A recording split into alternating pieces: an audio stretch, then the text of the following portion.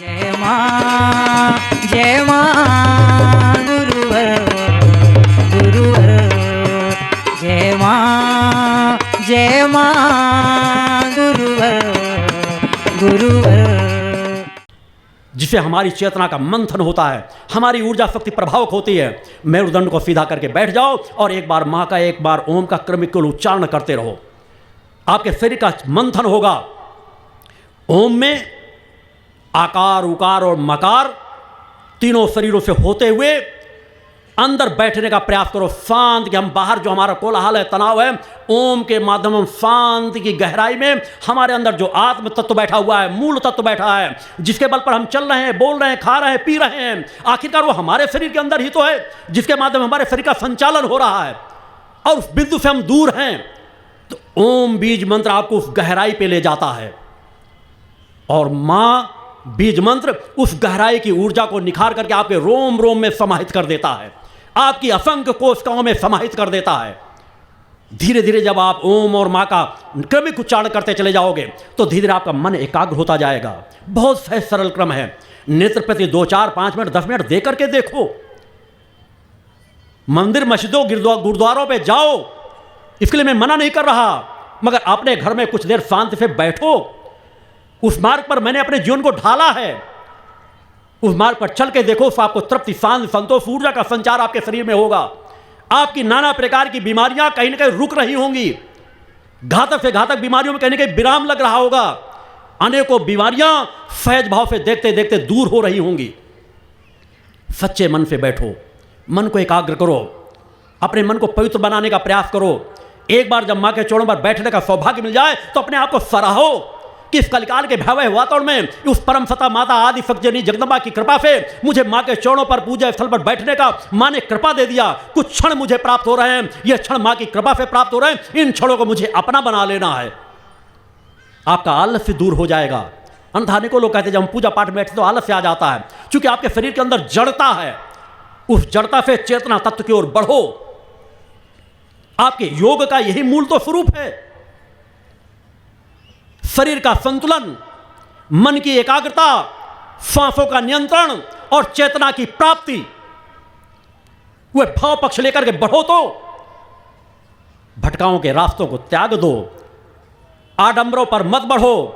तंत्र मंत्र के चक्कर में मत उलझो कि हमें छोटी सी क्रिया करके हमको बहुत बड़ा लाभ मिल जाएगा। बड़े बड़े यंत्रों को अपने घर में धारण करके हमको सब समस्याओं का समाधान हो जाएगा। समाज आपको लूटता रहेगा और आप लूटते रहते हो। सच्चे मन से उस मां की आराधना भक्ति करके देखो। असंभव से असंभव कार्य सहज भाव से होते चले जाएंगे। सच्चे मां से, मन से मां के चरणों पर बैठो, मगर उसके लिए नशे मान से मुक्त जीवन होना चाहिए। दिन भर आप पान सुपारी भरे रहो, शराब पीते रहो और मां को पुकारो तो वह स्वर आपको कभी प्राप्त नहीं होगा। जब तक आपकी शरीर की शुद्धता नहीं होगी।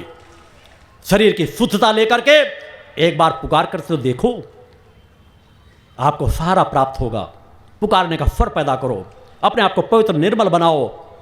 मैंने कहा आज लोगों के रगों में समा गया है, नशा समा गया है, चरित्रहीनता समा गई है। सुबह से शाम तक विकार युक्त मनुष्य जीवन जीता है। आपने अपनी गृहबान में झांक करके देखना। उम्र कम हो, उम्र ज्यादा हो, विकार हर के मन मस्तिष्क में समा गया है। मगर आप विकार मुक्त बन सकते हो। प्रयास करके देखो, साधना पथ पर देखो, संकल्प पथ पर बढ़ करके देखो। धीरे धीरे एक न एक दिन वह अवस्था आ जाती है कि आपके नेत्रों में निर्मलता होगी, पवित्रता होगी। जो रिश्ता आपका बहन बेटियों से रहता है वही भाव आपके हर नारी के प्रति आ जाएगा। आपकी मां सुंदर है, आपकी बहन सुंदर है, आपकी बेटी सुंदर है, आप गर्व करते हो। आपके विषय विकार कभी स्पर्श कर जाता है? कतई नहीं। तो दूसरी की नारी को देख करके क्यों विषय विकार समाहित हो जाते हैं? इसलिए वैसी सोच आपके रगों में जन्म दर जन्म समाती चली आ रही है। उसे कहीं ना कहीं विराम दे सकते हो, क्योंकि यह हमारा वास्तविक स्वरूप नहीं है। यह विकार का वह कदम है जो हमारे पूर्वजों ने लगातार एक के बाद एक उठाया है। हम उसे जहां से चाहे विराम देना चाहें तो अपने तपबल के माध्यम से विषय विकारों को नष्ट कर सकते हैं।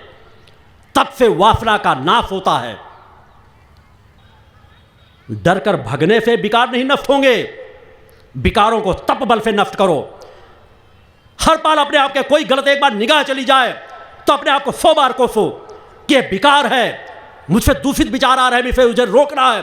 तुरंत सद्विचार पर सोचो कि अगर ये मेरी बहन होती तो कितना अच्छा होता, बेटी होती तो कितना अच्छा होता, माँ होती तो कितना अच्छा होता। वह भावभूमि पर आकर खड़े होकर के तो देखो, विषय विकार आपसे दूर भागते चले जाएंगे, आप एक चरित्रवान बन जाओगे। और जब आप चरित्रवान बनोगे तो आपके बच्चे चरित्रवान बनेंगे ही। माता पिता का रूप आकार बच्चों में आ जाता है। किसी बच्चे को देख करके पता चल जाता है, दरवाजे में जाओ बच्चे को देखो तो आप आंकलन करने लगते हो, ये तो उससे फला से ही जुड़ता मिलता जुलता है, ये उसी का बेटा होगा।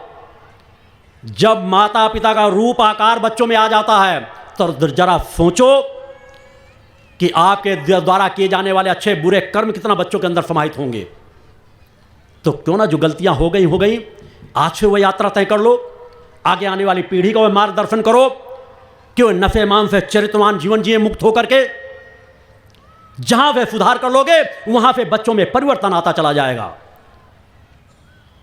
किस्साएं सुनाओगे लक्ष्मीबाई की, सुभाष चंद्र बोस की, चंद्रशेखर आजाद की, महाराणा प्रताप की, छत्रपति शिवाजी की, अनुसुईया की,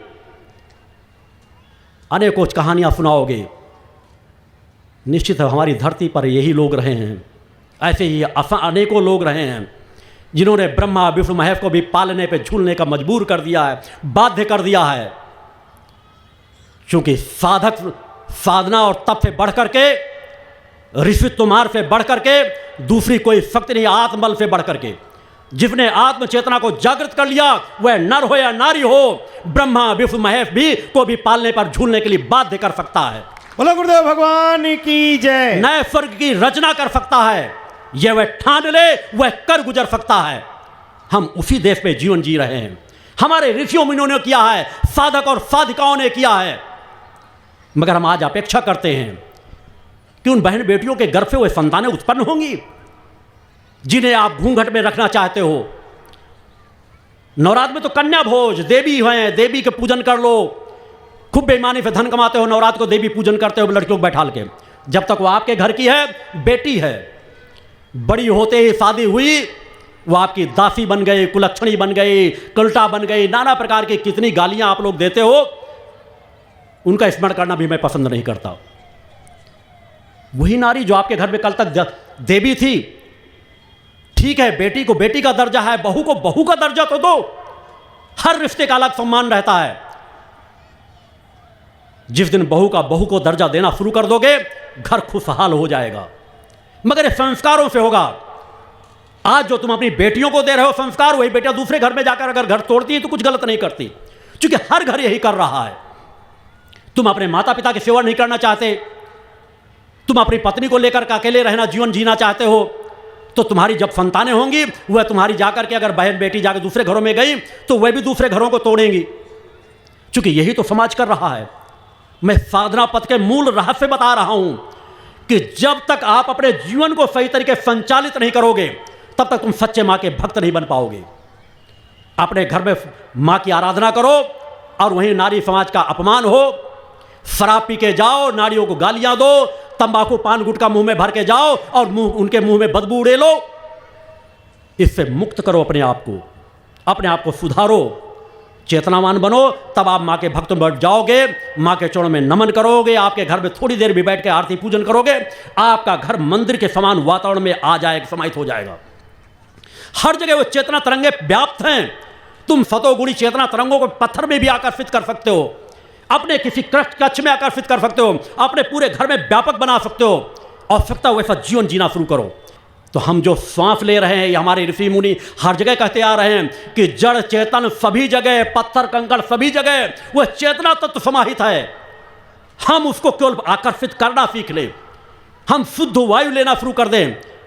अनेकों चेतना तरंगे, अनेकों चेतना असंख्य चेतना अंश हमारी एक एक श्वास से हमारे अंदर जाते हैं। और जब हम सतोगुणी जीवन जीते हैं तो हमारी कोशिकाओं को बलिष्ठ बनाते हैं, हमारी आत्मा को और चैतन्य बनाते हैं। साधना पथ पर चलना सीखो, भक्त बनना सीखो। केवल कथाएं कहानियां रास रंग में मत डूब जाओ। मैं बांदा जिले से भी अपेक्षा उसी क्षेत्र की कर रहा हूं।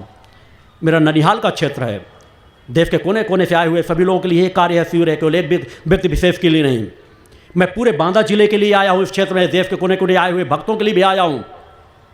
यहाँ पर सबसे ज़्यादा तंबाकू, बीड़ी, सिगरेट, पान सुपारी के बिना तो अतिथियों का स्वागत ही नहीं होता। आप लोगों से अपेक्षा करता हूँ कि लौंग, इलायची, सौंफ के अलावा बाकी काली मिर्च है, लौंग है, इलायची, सौंफ है जो नुकसानदायक नहीं है, मिश्री है, अपने अतिथियों का स्वागत करना हो तो इससे स्वागत करो। पान तंबाकू से स्वागत मत करो। पान तंबाकू स्वतः अपने मुंह में भरे रहोगे, इससे तुम्हारी चेतना तरंगें दूषित होंगी, तुम्हारी सत्य की आवाज़ छिन जाती है, तुम्हारा बच्चा भी उसी तरह नशा करेगा। तुम बच्चे को भी नशेड़ी बनाना चाहते हो, मगर आज दुर्भाग्य है कि शादी ब्याह में प्रथम जब मिलन होगा, समधी मिल रहे हैं तो भी पान भेंट, दामाद को खाना खिलाए तो पान के बिना उसका स्वागत ही नहीं होगा। जब तुम उसको नशेड़ी पहले ही संबंध में बनाना चाहते हो तो उसके बाद वो शराब की बोतल चढ़ा के तुम्हारे घर में आता तो क्या गलत करता है। अतः शादी ब्याहों में भी नशे का उपयोग बंद कर दो, प्रेम से उन्हें लौंग इलायची भेंट करो, संतुलन का जीवन जियो। मैं इस क्षेत्र के भी लोगों से अपेक्षा करूंगा कि जो जहां हो प्रयास करो, अपने आसपास के लोगों को समझाओ कि वे नशे और मान से मुक्त हो जाएं। बीड़ी, सिगरेट, तंबाकू, गुटखा ये घातक हैं, इनसे मुक्त हो जाएं। प्रयास करने की आवश्यकता नहीं, मैंने बार बार कहा है। एक बार संकल्प लेकर के मेरी विचारधारा के आधार पर बढ़ना शुरू करो। मैं यहां केवल कहने नहीं आता हूं, ऐसा करने आता हूं। घातक से घातक नशा करते हो, एक बार मेरे बताए हुए मार्ग पर बढ़ना शुरू कर दो, नशा आपसे स्वतः दूर भागता चला जाएगा। मेरे आश्रम में लोग बढ़ बढ़ के आते हैं, कोई दवाइयों का उपयोग नहीं किया जाता। घातक से घातक नशा करने वाले कहते हैं गुरुदेव जी हम नशा छोड़ने आए हैं। वहां आते हैं, मात्र शक्ति जल का उपयोग कराया जाता है जो हर जगह निःशुल्क बंटवाया जाता है। मेरे यज्ञों के समय साधनात्मक क्रम से तैयार माँ का आशीर्वाद स्वरूप शक्ति जल रहता है, बीच में मेरे द्वारा भी नहीं तैयार किया जाता।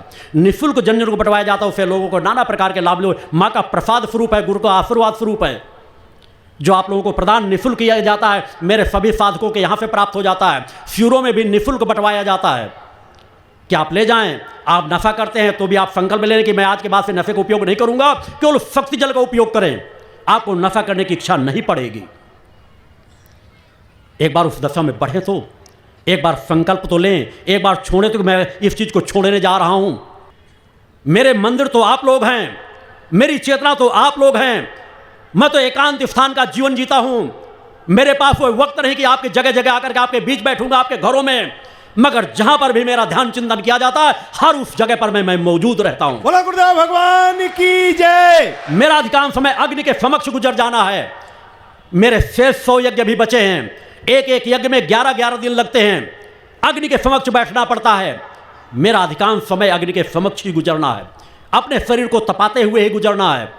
मेरा चेतना तरंगों से ही आपका रिश्ता जुड़ा हुआ है, उसी रिश्ते से जोड़कर आपको बढ़ाता हूं। अतः मैं हर जगह मौजूद रहता हूं। तुम सच्चे मन से पुकारो, तुम खुद महसूस करोगे। इसका प्रमाण मेरे एक नहीं हजारों शिष्य साधक हैं। चूंकि उनकी जानकारी देने के लिए मेरे पास इतना वक्त नहीं है कि उन्हें एक नहीं अनेकों प्रमाणों को मैं दूं। मैं किसी स्थान पर आकर बैठ जाऊं, आपसे बात करूं या ना करूं, मैं शरीर को तपाता हूं। मेरा आपकी चेतना तरंगों से मेरा रिश्ता जुड़ा हुआ है। मेरा आभा मंडल आपको अपने अंदर समाहित करता है और हर मनुष्य के अंदर वो आभा मंडल होता है। किसी का दायरा सीमित है, किसी की तरंगे तमोगुणी हैं, किसी की तरंगे रजोगुणी हैं, किसी की तरंगे सतोगुणी हैं। मैं विज्ञान का आवाहन करता हूं कि जब मैं साधनात्मक चिंतन पर बैठता हूं तो आके मेरे भी आभा मंडल को देखें कि मेरे आभा मंडल का विस्तार क्या होता है। जिस तरह आप दृश्य निगाहों से जहां तक निगाहें वहां तक देख सकते हैं। एक चैतन्य योगी जब अपनी कुंडली चेतना को जागृत करके ध्यान योग में बैठता है तो देश विश्व नहीं, इस अखंड ब्रह्मांड में भी किसी कोने पर भी वह स्मरण कर सकता है, उन्हीं दृश्यों को स्पष्ट देख सकता है। बोलो गुरुदेव भगवान की जय। यह एक योगी की क्षमता होती है। इस क्षमताओं के प्रमाण एक नहीं सैकड़ों समाज के बीच हैं और मेरे द्वारा दिए जा रहे किसी एक प्रमाण को यदि समाज नकार देगा तो उस तरह के 10 प्रमाण खड़े कर दूंगा। मैं हर पल साधक का जीवन जीता हूं, भक्त का जीवन जीता हूं, एक रजकण मात्र हूं, मगर प्रमाण देने के लिए, धर्म रक्षा के लिए मैं हर पल उपस्थित हूं। कोई गर्व और घमंड से नहीं है। समाज जाग सके, समाज का कल्याण हो, हमारे धर्म की रक्षा हो, वास्तविक सतपथ पर आप लोग बढ़ सकें, कर्मयोगी बन सकें। 2 दिन की आरती का फल यदि आप प्राप्त करेंगे तो आप जीवन में खुद एहसास होगा कि हमने किसी शक्ति चेतना जागरण शिविर में आरती की थी, हमारे जीवन में क्या परिवर्तन आया है, हमारी कौन सी समस्याओं का समाधान हुआ है। इन्हीं दिव्य आरतियों के लिए मैं उपस्थित होता हूं, जहां मैं स्वतः उपस्थित होता हूं। और यदि मैं अपने शब्दों से कहूंगा तो आज आपको गर्व और घमंड लगेगा। जहां मेरी उपस्थिति होए वहां पर परमसत्ता माता आदि सज्जनी जगदम्बा का आवाहन करके बैठता हूं। मैंने अपने हृदय में उस परम सत्ता को स्थान दिया है और उसके प्रमाण के लिए भी अनेकों साधक यहां बैठे हैं जिन्हें जड़ लोग कहते हैं। उन मूर्तियों पर के हृदय पर भी मैंने अपनी छवि को दिखाया है। बोलो गुरुदेव भगवान की जय। साधक का रिश्ता ये होना चाहिए, गुरु शिष्य का रिश्ता ये होना चाहिए, जहां कोई लोभ ना हो, छल ना हो, कपट ना हो, वासना हो ना हो, पवित्रता हो, निर्मलता हो, ममता हो, दया हो, करुणा हो, एक दूसरे के हृदय एकाकार हो जाएं। जिस तरह माता पिता के संबंधों से जुड़े रहते हैं, बेटी पिता के संबंधों से जुड़े रहते हैं, पति पत्नी के संबंधों से जुड़ा रहते हैं, तो इस भूतल का सबसे पवित्र, सबसे सशक्त और सबसे मजबूत रिश्ता गुरु और शिष्य का होता है। उस पवित्र रिश्ते से मैं आपको जोड़ता हूं। और हर व्यक्ति ये कामना करता है कि मैं अपना कार्य करके उस स्थिति को प्राप्त करूं। मैंने समाज को बताया है कि मैं किसी देवता का अवतार नहीं हूं, मैं ऋषि था, ऋषि हूं और ऋषि ही रहूंगा। मैं सिद्धाश्रम के सच्चिदानंद ऋषि का अवतार हूं, शक्तिपुत्र के रूप में जीवन जीता हूं और जब तक यह शरीर रहेगा तब तक आपके साथ हूं। और इस शरीर का त्याग करने के बाद भी उस सिद्धाश्रम पर सदा सदा वास करूंगा जिसका निर्माण मैं कर रहा हूं। मैं आपके इस पीढ़ी का भी साक्षी हूं, आपके आगे आने वाली पीढ़ियों का भी साक्षी रहूंगा। बोलो गुरुदेव भगवान की जय। मैंने समाज में जो परिवर्तन का बीड़ा ठाना है वह यात्रा मेरी लंबी यात्रा है। मैं सतत आपके बीच ही हूं, आज भी हूं, कल भी रहूंगा, आगे भी रहूंगा। मगर मुझे तुम आप अन्य धर्मगुरुओं की तरह चाहो कि मैं आपके बीच अधिक से अधिक समय दे सकूं, आपके घरों में अधिक से अधिक समय दे सकूं, तो इससे आपका कल्याण नहीं होगा। मैं जितना एकांत रहूंगा, जितना माँ के चरणों पर बैठूंगा, जितना अपने आप को तपाऊंगा, जितना साधना तपस्या करूंगा, उतना ही आपका कल्याण होगा। मैं हर पल हृदय से आपसे जुड़ा रहता हूं, चेतना तरंगों के माध्यम से आपका जुड़ा रहता हूं। जब समाज सोता है तब भी जाग करके समाज के कल्याण के लिए मां के चरणों पर प्रार्थना करता रहता हूं। मेरा रोम रोम तड़पता है, मैं समाज के दुख दर्द का एहसास करता हूं। करोड़ों लोगों से व्यक्तिगत मिल चुका हूं, कितने दीनहीनों को लोग जीवन जीते हैं। कोई बीमारी से ग्रसित है, कोई आर्थिक समस्या से ग्रसित है, कोई अपने बच्चों की फीस नहीं जमा कर पा रहा, कोई अधर्मी अन्यायों से प्रताड़ित है। मेरा हृदय उन सबको अपने हृदय में वास करके बैठा है। मेरा रोम रोम चीखता है कि अपनी साधना तपस्या और करूं और समाज के दुख दर्द को पी जाऊं, समाज के दुख दर्द को दूर करूं। और मेरा संकल्प है कि अधर्मी अन्यायों को, सत्ता को जड़ मूल से उखाड़ करके फेंक दूंगा एक दिन। बोलो गुरुदेव भगवान की जय। मेरी 3 धाराएं उसी दिशा में कार्य कर रही हैं। मैं किसी का विरोधी नहीं हूं। किसी पार्टी को अगर सच्चाई ईमानदारी से आते हो मैं स्वागत करता हूं। मेरी भी सामर्थ्य आपके साथ जुड़ेगी। अनेकों लोगों को मैंने मदद की ऊर्जात्मक क्रम से, मगर कहते हैं जिस तरह कुत्ते की पूंछ टेढ़ी की टेढ़ी रहती है, 10 साल पुगड़ी में डाल दो, निकालोगे टेढ़ी निकलेगी। अनेकों राजनेताओं को जो जीरो में खड़े थे उन्हें सांसदों विधानसभाओं तक पहुंचाया गया, मगर जीतने के बाद जिस तरह कुत्ते की पूंछ टेढ़ी हो जाती है उसी तरह का जीवन जीते हैं। इसलिए मैंने दृढ़ संकल्प लेकर के जब मैं समाज के बीच बढ़ा तो मैंने संकल्प लिया था कि 3 मात्र धाराएं हैं समाज के कल्याण के लिए, इसके अलावा और कोई मार्ग नहीं।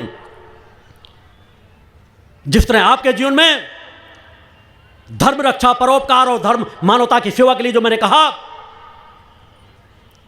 कि धर्म रक्षा, राष्ट्र रक्षा और मानवता की रक्षा, 3 ही मार्ग मात्र हैं जो हर मनुष्य का कर्तव्य है कि वह अपने धर्म की रक्षा करे, मानवता की सेवा करे और राष्ट्र की रक्षा करे जिस राष्ट्र में हम रह रहे हैं। जब राष्ट्र हमारा सामर्थ्यवान बनेगा तभी हम विश्व की दिशाधारा को बदल सकते हैं, अन्यथा नहीं। और यह सब हो सकता है एक संगठन की शक्ति के बल पर। इसलिए मैंने एक केंद्र दिया आपके धर्म की रक्षा के लिए कि आपका हृदय भी वह केंद्र बने और मां का जो दिव्य धाम बन रहा है उस स्थान को भी मैं पवित्रता तपस्यात्मक कर्म के माध्यम से एक एक स्थान को चैतन्य कर रहा हूं। एक एक न्यून सत्य धर्म पर स्थापित हो रही है। मैंने अनीति अन्याय धर्म को वहां पैसा नहीं लगने दिया, अधर्मियों अन्यायों के सामने घुटने नहीं टेके, किसी राजनेताओं के सामने अपने सर को झुकाया नहीं। सच्चाई ईमानदारी की यात्रा तय कर रहा हूं। वक्त कितना क्यों ही न लग जाए, धीरे धीरे उस आश्रम को भी चेतन कर रहा हूं जो आपका धर्म का मूल केंद्र, विश्व की धर्मधुरी बन रहा है, निर्माण हो रहा है। मानवता की सेवा के लिए कि आप भूल मत जाओ, अगर आपको शक्ति सामर्थ्य मिले तो उसे मानवता की सेवा में लगाओ। इसके लिए मैंने भक्ति मानव कल्याण संगठन का गठन किया जो मानवता की सेवा करे, और राष्ट्र रक्षा के लिए भारतीय शक्ति चेतना पार्टी का गठन किया गया। मुझे कोई राजनीतिक चुनाव नहीं लड़ना, मेरा पूरा जीवन तपस्यात्मक है, पूरा जीवन तपस्या में गुजारना है, शरीर को तपाना है। मगर मैंने कहा है कि एक न एक दिन वह समय लाकर खड़ा करूंगा कि जहां पर शक्ति साधक या साधिका ही लाल किले पर राष्ट्र ध्वज सम्मान के साथ फहराएगा। बोलो गुरुदेव भगवान की जय। कभी देखते हो कि कभी किसी सांसद विधायक ने आपके क्षेत्र में कहा कि मैं यहां से जीत गया हूं, अब किसी थाने पर बेईमानी भ्रष्टाचार नहीं होगा, किसी तहसील में भ्रष्टाचार नहीं होगा, किसी विभाग में कोई भ्रष्टाचार नहीं होगा, बल्कि वहां तो ऐसे ऐसे लोगों को बैठाते हैं कि वह उनकी झोलियां और भरते रहें। और कोई विभाग करे क्या, चाहे पुलिस विभाग हो चाहे कोई विभाग हो, वो बेचारे जब नौकरी में लगते हैं तो अपने घर के उनके माता पिता कर्ज लेकर के, एक भी भर्तियां ऐसी नहीं होती जहां पर 1 लाख 2 लाख से लेकर 10-10 20-20 लाख न देना पड़ता हो। जब बेचारे घर बेचकर कर्ज लेकर के ऐसे पदों पर आएंगे तो मजबूर हैं, यह शासन तंत्र प्रशासन हमें मजबूर करता है कि हम भ्रष्टाचारी बने। सांसद विधायक अपना वेतन निर्विवाद, कोई मुद्दा दूसरा नहीं उठता, एक बार प्रस्ताव आया 3 गुना 4 गुना 10 गुना बढ़ा ले वेतन, उनका वेतन बढ़ता चला जाता है। कभी कर्मचारियों के प्रति भी सोचते हैं, एक थाना प्रभारी को जितना वहाँ खर्च के लिए दिया जाता है, डीजल आदि पेट्रोल आदि दिया जाता है, वह एक दिन का नहीं होता। वो बेईमानी ना करेगा तो और क्या करेगा। तो बेईमानी करने के लिए नींव डाली जाती है, तो बेईमानी भ्रष्टाचार की नींव नीचे से नहीं खत्म होगी, ये अमर बेल है जो ऊपर से फैल रही है। जब तक राजनेता ईमानदार नहीं होंगे, अगर राजनेता ईमानदार हो जाएं तो क्षेत्र अपने आप ईमानदार होता चला जाएगा। और वह दिन मैं लाकर खड़ा करूंगा जहां विधायक सांसद जगह जगह जाके करेंगे कि किसी विभाग में अगर भ्रष्टाचार हो रहा हो तो हमें बताओ, हम कार्य करेंगे, हम आपका कार्य कराएंगे, कोई भ्रष्टाचार नहीं होने पाएगा। मगर आज तो चारा खा गए, रोडें खा गए, पुल खा गए, मेडिकल दवाइयां खा गए, भवन खा गए, क्या क्या खा गए, कितने बड़े बड़े घोटाले, यहां तक कि ताबूत भी खा गए। और फिर भी ईमानदार, फिर भी सफेद पोश। देश की ऐसी कोई राजनीतिक पार्टी नहीं है जो किसी देवस्थान पर हाथ रख करके कह सके कि मेरी पार्टी सच्चाई ईमानदारी से भ्रष्टाचार से मुक्त होकर कार्य करती रही है और कार्य करती रहेगी आगे। मैं वह दिन देखना चाहता हूं जब राजनीतिक पार्टियां कहें, सांसद विधायक कहें कि जिस दिन से मैं विधायक बना हूं मैंने 1 रुपए का भ्रष्टाचार नहीं किया।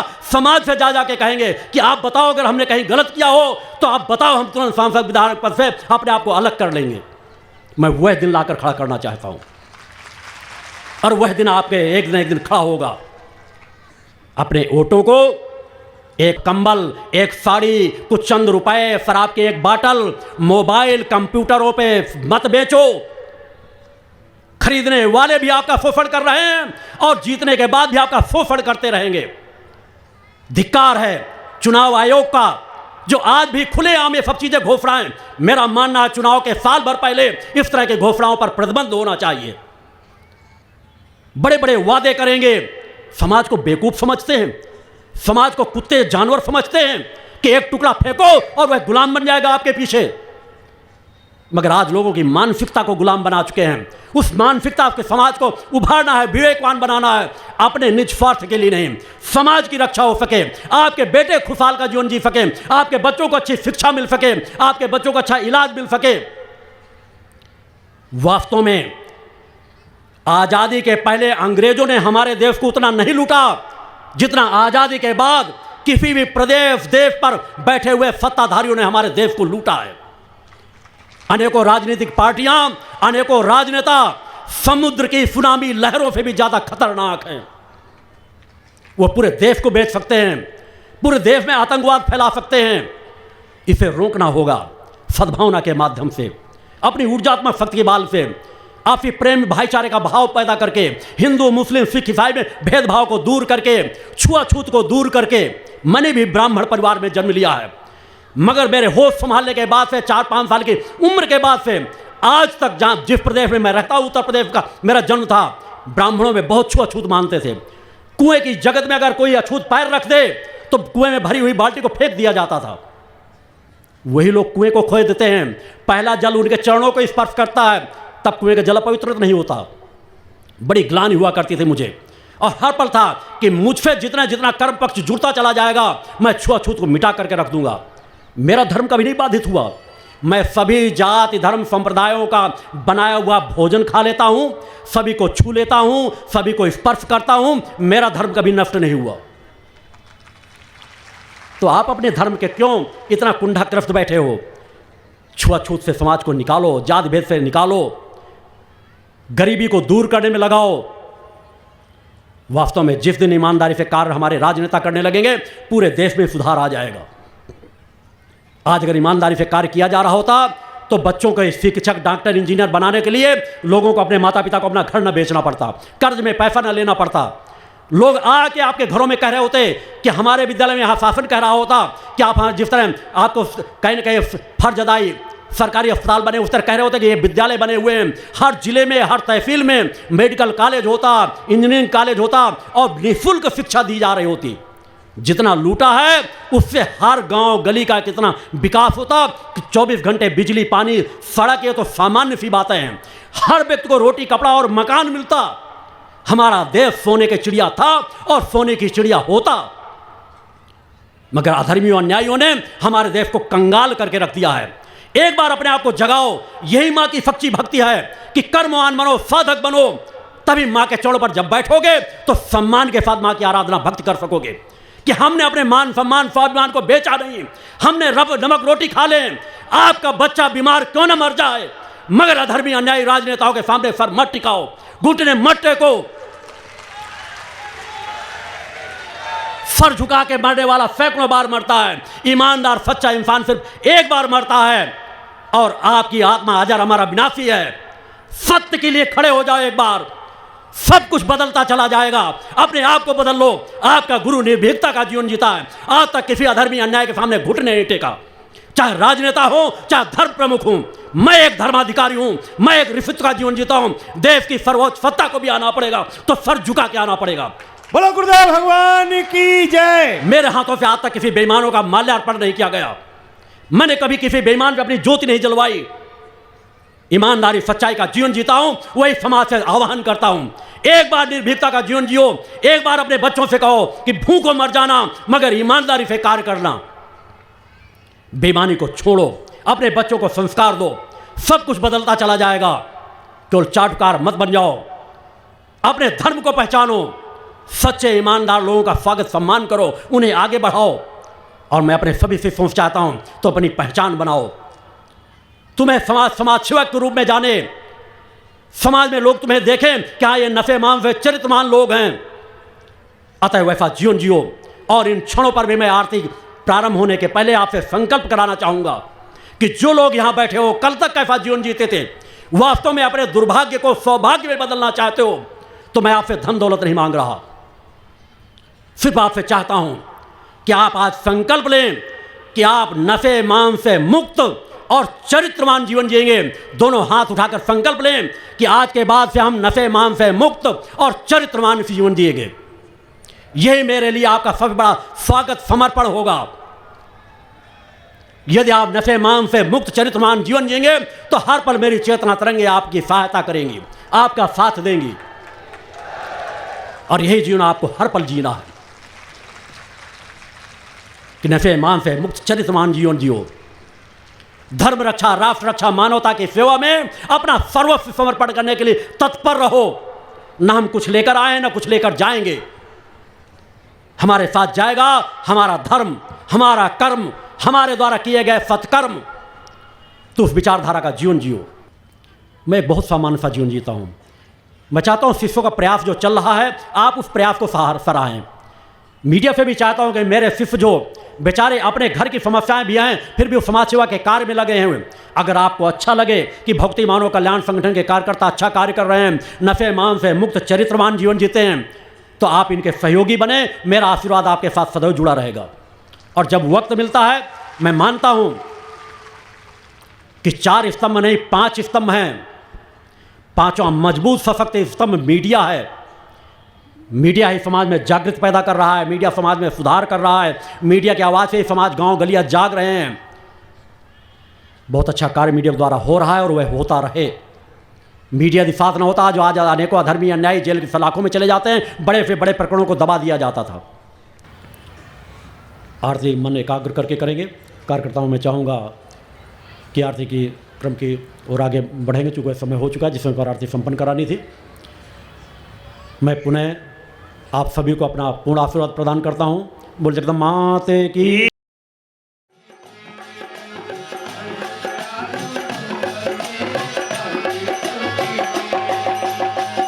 गगन समीर छिपी पावक जल, हे अधिकार में इनके हर पल। गगन समीर छिपी पावक जल, हे अधिकार में इनके हर पल। ये सारी सृष्टि भी मेरे गुरुवर की जागी, बड़े दयालु गुरुवर मेरे हरते सबकी चीज। बड़े दयालु गुरुवर मेरे हरते सबकी चीज। बड़े दयालु गुरुवर मेरे हरते सबकी चीज। सात दीप नौ खंड में ऐसा कौन तपस्वी गुरुवर जैसा। सात दीप नौ खंड में ऐसा कौन तपस्वी गुरुवर जैसा। अडिग अटल निश्चल और निर्भय धीर और गंभीर। बड़े दयालु गुरुवर मेरे हरते सबकी चीज। बड़े दयालु गुरुवर मेरे हरते सबकी चीज। बड़े दयालु गुरुवर मेरे हरते सबकी चीज। बड़े दयालु गुरुवर मेरे हरते सबकी चीज।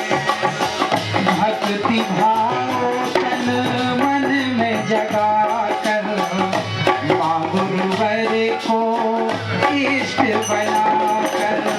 भक्ति भाव तन मन में जगा कर, माँ गुरुवर को इष्ट बनाकर।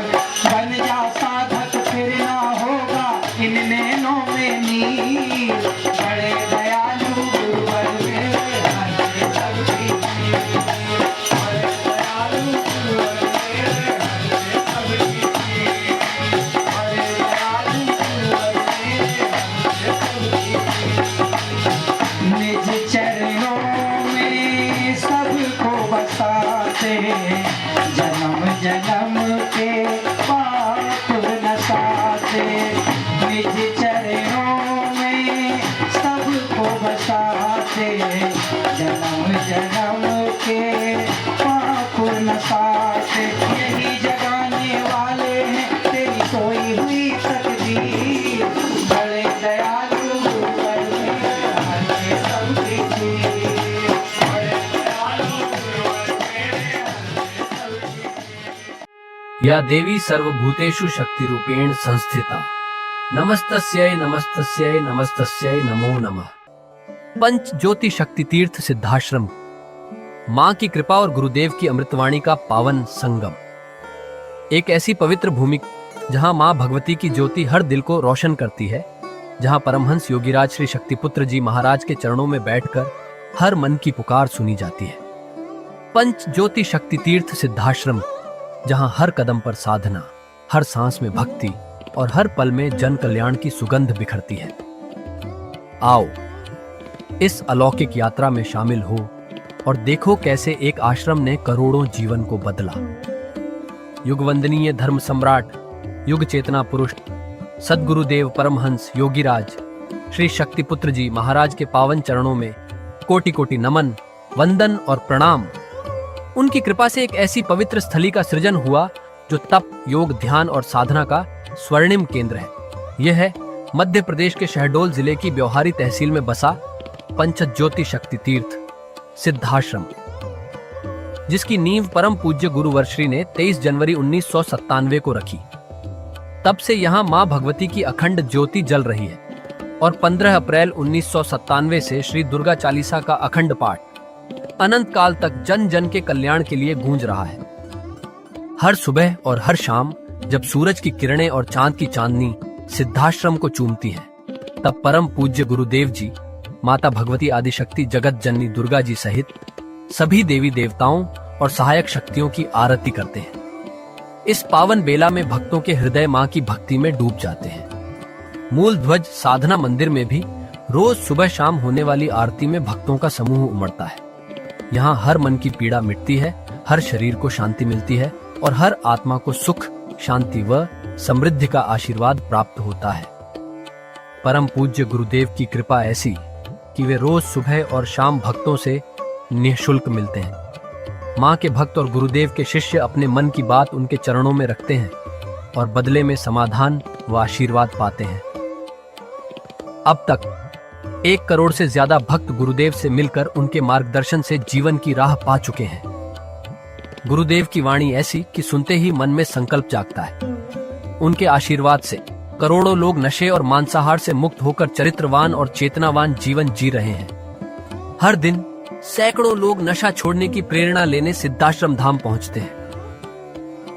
पूज्य गुरुदेव के 20 लाख से अधिक दीक्षा प्राप्त शिष्य आज के अधर्म और अन्याय के दौर में भी मां की ज्योति से अपने घरों को आलोकित करते हैं। वे साधनात्मक जीवन जीते हुए आत्म कल्याण और जन कल्याण के पथ पर चल रहे हैं। क्या यह चमत्कार नहीं? सिद्धाश्रम धाम में पिछले 28 वर्षों से मां अन्नपूर्णा भंडारा चल रहा है, जहां सुबह शाम हजारों भक्तों को स्वादिष्ट और पवित्र भोजन मिलता है। और सुनो, यहाँ ठहरने की व्यवस्था भी पूरी तरह निःशुल्क है। क्या ऐसी जगह कहीं और मिलेगी जहां हर सुविधा मां की कृपा से मुफ्त हो? सिद्धाश्रम धाम की पावन सरिता के तट पर बनी त्रिशक्ति गौशाला देखकर भक्तों का मन आनंद से भर जाता है। हर महीने शुक्ल पक्ष की अष्टमी को गौ सेवा समर्पण दिवस मनाया जाता है, जब परम पूज्य गुरुदेव और पूजनीय शक्तिमयी माता जी अपने हाथों से गायों को रोटी खिलाते हैं।